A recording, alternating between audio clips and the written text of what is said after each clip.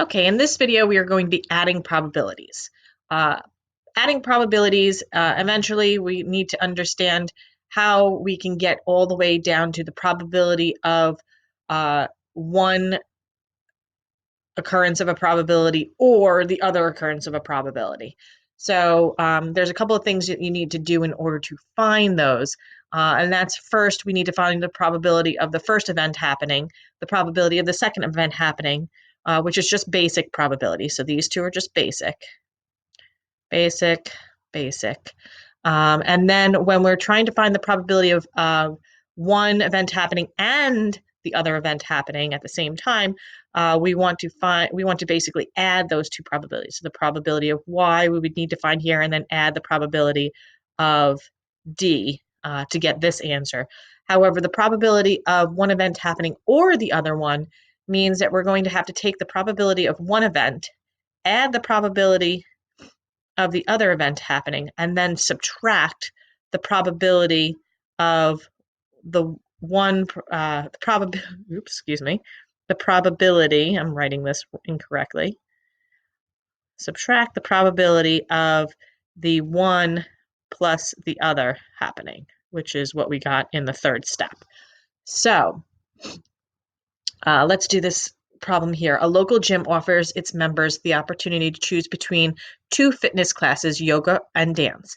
Of the 400 gym members, 300 regularly attend yoga, 80 regularly attend dance, and 50 regularly attend yoga and dance. Okay, so it tells us that one, which is good.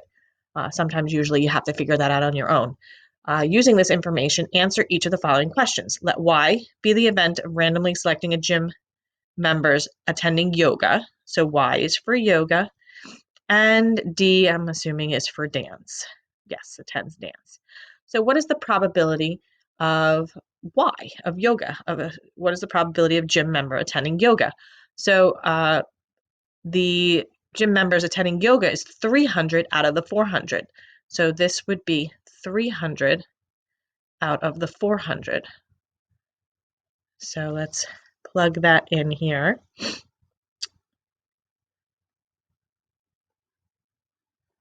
Now 300 divided by 400 is 0.75. And we want to know the probability that the gym member attends dance. So here we have dance, which is 80 members out of the 400. So we have 80 divided by 400 gives us 0.2. So we're going to plug in 0.20. You can put if you wanted to, 0.20.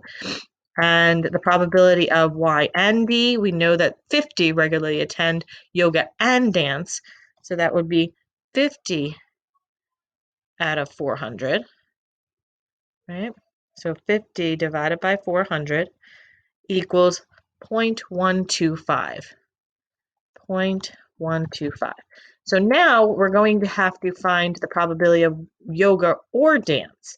So that the gym member attends yoga or dance. So we're going to have to take our 0.75, we're going to add our 0.20, but then we're going to subtract the 0.125, and that will give us the probability of the yoga or dance. So 0.75 plus 0.20 gives us 0.95, and we're going to subtract the 0.125, which gives us a total of 0.825 as our probability, 0.825, which is approximately 82.5% of people attend yoga or dance. Okay, you need to make sure that you get every single one of these correct in order to move on. Let's see, we can get another one in here. So we have here Marcus going on an awards dinner and wants to dress appropriately. He's running behind schedule and asks his little brother to randomly select an outfit. Unfortunately, we're not going to have enough time to work on this problem, but just remember, in order to do A or B, you need to find the probability of A, add the probability of B happening, and then subtract the probability of A and B occurring. Okay, so this is just a little bit about adding probabilities.